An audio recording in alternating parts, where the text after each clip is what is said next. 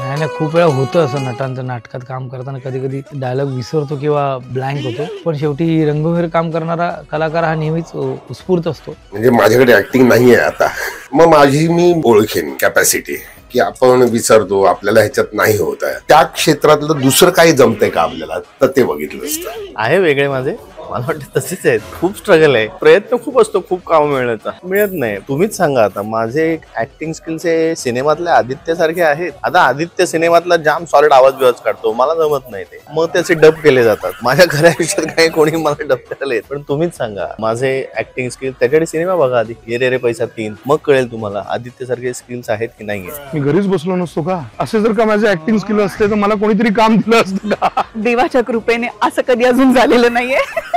आदित्य सारखी वेळ कधी येऊ नये. मला सगळे डायलॉग्स पाठ असतात आणि पाठच राहू देत. मी शाळेत एक पाठी नव्हते, पण आता एक पाठी आहे. पोळी भाजी केंद्र करेक्ट ते स्किल आहे माझ्यात. आदित्यसारखं जर माझ्या नशिबात असतं ना, जी गोष्ट करायला जातो ती चुकतो आणि कॉन्फिडेंटली चुकतो, तर मी ऍक्च्युली ती गोष्ट केली नसती, कारण मी आदित्य नाही. रसिक प्रेक्षकांना विनम्र अभिवादन करून सादर करीत आहोत आमचा नवीन सिनेमा ये रे रे पैसा